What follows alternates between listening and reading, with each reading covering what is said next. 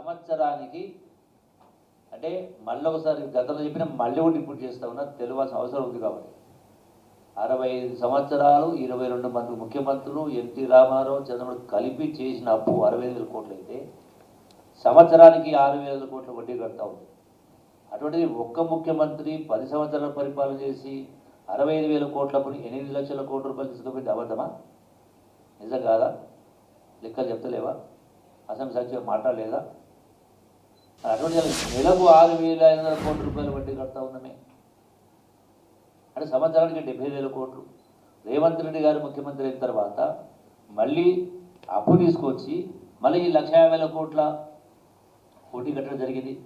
అంటే ఇవన్నీ ఇన్ని ఉన్నా కూడా ఇలా కొత్త కొత్త స్కీములు తీసుకొచ్చి ఈ రోజున ఇందిరమ్మ ఇళ్ళు, సన్నబియ్యం, అట్లాగే గ్యాస్ సబ్సిడీ, ఉచిత ఆర్టీసీ బస్సు, సన్నవడ్లకు బోనస్, ఇట్లా రకరకాల ఇన్ని అంటే ఈ గత ప్రభుత్వం తెచ్చిన ఏ ఒక్క స్కీమును ఎత్తివేయకుండా వాటిని కొనసాగిస్తూ మళ్ళీ అదనంగా ఇన్ని స్కీములు తీసుకొచ్చి మరి మీకంటే ఎక్కువ వరి కానీ మక్కలు కానీ కొనడం జరిగింది. సరే కొన్ని సందర్భాల్లో వారం రోజులు వివిధ కారణాల వల్ల 15 రోజులు ఆలస్యం ఉండవచ్చు. సో డెఫినెట్గా ప్రతి గింజను కూడా కొంటాము. ఇప్పటికే ముఖ్యమంత్రి గారు ఉత్తమ్ కుమార్ రెడ్డి గారు పలు దఫాలుగా వాటిపైన సమీక్షలు పెట్టడం జరిగింది. రైతాంగానికి హామీ జరిగితే కొనుగోలు చేసే ఏర్పాటు చేస్తూ ఉన్నాం. అందుకే వీళ్ళేదైతే పాలమూరు జిల్లా మాజీ మంత్రులు మాజీ ఎమ్మెల్యేలు మాట్లాడుతుండ్రో పాదయాత్ర చేస్తామని, మీకా నైతిక హక్కే లేదు. 10 సంవత్సరాల అవకాశం ఇస్తే ధనిక రాష్ట్రాన్ని అప్పగిస్తే లక్షల కోట్ల అప్పు చేసి కూడా ఏ ఒక్క ప్రాజెక్టును పూర్తి చేయకుండా ఇలా ప్రాజెక్టుల పేరు మీద వేల కోట్ల రూపాయలు దోపిడీ చేసి దోచిపెట్టి ఇలా మళ్ళీ తగుదునమ్మా అంటూ మరి గొప్ప ఎవరో చిలుక పలుకులు పలుకుతూ ఉన్నారు.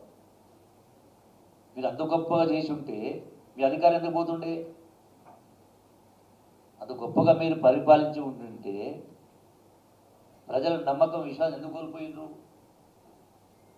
మళ్ళీ ఇలా మాట్లాడతారు మక్కలు కొనమంటే నాయకులు కొనుగోలు చేస్తారు. అసలు నాయకుల కొనుగోలు చేసిందే మీరు. దర్పం, అధికారం, అహంభావం ప్రదర్శించింది మీరు. ప్రజాస్వామ్యాన్ని పాతరేసింది మీరు. ఇష్టారాజ్యంగా పరిపాలన చేసి బాధ్యత రహితంగా పరిపాలన చేసి రాష్ట్రాన్ని అప్పుల కుప్పగా మార్చి ఇలా వల్ల తగుదనమ్మ మళ్ళీ పాదయాత్ర చేస్తామంటే మీ పాదయాత్రలకో మీ చిలుక పలుకులకో ప్రజల చెవులో పూలు పెట్టుకోలేదు. 100% ప్రజలు పేదవాళ్ళు కావచ్చు కానీ 100% వాళ్ళు కూడా ఆలోచన పరులే కాబట్టి మీ మాటలు చెల్లుబాటు కావు, మీ పప్పులు ఉడకవు. మళ్ళీ మీకు అధికారం వచ్చేది కల్లా అని చెప్పని మరొకసారి ఈ యొక్క ద్వారా మనవి చేసుకుంటూ ఖచ్చితంగా ఈ పాలమూరు రంగారెడ్డి ప్రాజెక్టే కాదు, పాలమూరు రంగారెడ్డి ప్రాజెక్టుతో పాటుగా మిగతా పెండింగ్ జిల్లాలో ఉన్న పెండింగ్ ప్రాజెక్ట్ మొత్తాన్ని కూడా పూర్తి చేసే కార్యక్రమం చేస్తూ 100% అవసరమైన చోట రిజర్వాయర్ కూడా నిర్మాణం చేసే కార్యక్రమం చేయడం జరుగుతుంది. ముఖ్యమంత్రి గారు స్పష్టంగా కూడా హామీ ఇవ్వడం జరిగింది. అలాగే దానికి సంబంధించిన ల్యాండ్ అక్విజిషన్ పేమెంట్స్ మొత్తం టోటల్ గతంలో 10 ఏళ్ళైనా ల్యాండ్ అక్విజిషన్ పేమెంట్స్ కాకుండా కాంట్రాక్టుల కోసం పర్సెంట్ల కోసం ఇస్తూ ఉంది. ఇలా టోటల్గా మొత్తం ల్యాండ్ అక్విజిషన్ పేమెంట్ మొత్తం క్లియర్ చేసే కార్యక్రమం చేయడం జరిగింది. దాన్ని పెండింగ్ ఉంటే కూడా క్లియర్ చేసే ఏర్పాటు చేస్తూ ఉన్నాం. Thank you.